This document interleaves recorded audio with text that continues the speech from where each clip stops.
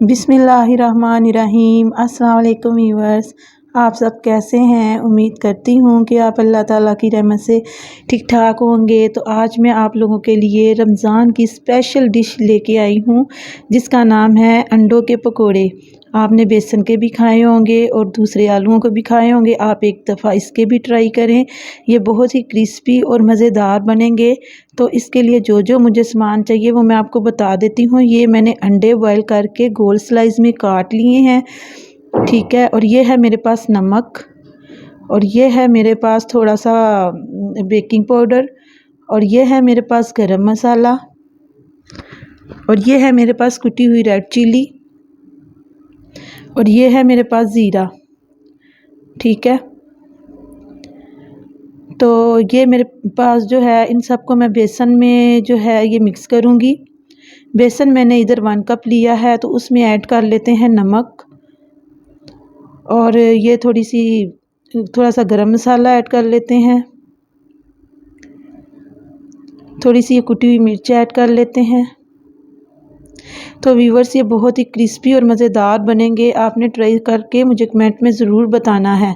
तो ये है बेकिंग पाउडर, ये हाफ़ टी स्पून मैंने लिया है, और ये है मेरे पास ज़ीरा, ये ऐड कर लें आप, ये भी हाफ़ टी स्पून ही है।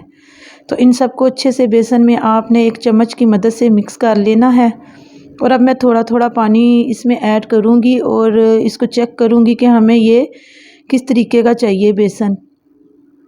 ये ना ही ज़्यादा पतला होना चाहिए और ना ही ज़्यादा गहरा होना चाहिए, ये हमें इसी किस्म का चाहिए था। ये देखें, एकदम से पानी डालेंगे तो हो सकता है वो ज़्यादा पतला हो जाए, इसलिए मैंने थोड़ा थोड़ा करके इसको ऐड किया है। और अब हम इसको फ्राई करना शुरू कर देते हैं।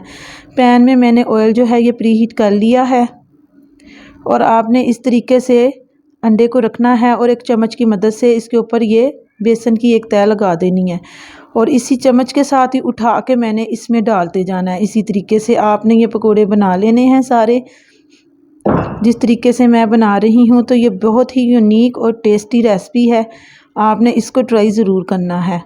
और जिन्होंने मेरा चैनल सब्सक्राइब नहीं किया उनसे रिक्वेस्ट है कि वो कर लें, और वीडियो को भी प्लीज़ लाइक कर दिया करें, ये बिल्कुल फ्री है। तो ये देखें, इसी तरीके से मैं ये सारे जो पकोड़े हैं अंडों के ये रेडी कर लूँगी।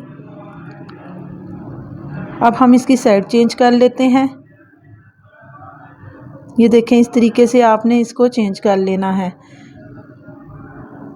और जो आंच है वो आपने इसकी ज़्यादा हाई नहीं रखनी, मीडियम आंच पे आपने इसको फ्राई करना है।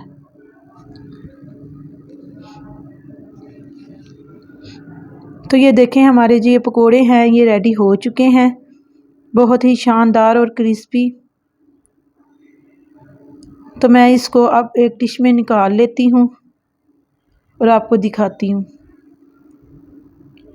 तो ये देखें, मैंने इसको डिश आउट कर लिया है। माशाल्लाह से कितने खूबसूरत लग रहे हैं और खाने में भी बहुत ही मज़ेदार हैं। तो उम्मीद करती हूँ आज की रेसिपी आपको पसंद आई होगी। आप ट्राई करें और मुझे बताएं, और मैं आपको नेक्स्ट वीडियो में मिलूँगी। ठीक है, अल्लाह हाफिज़।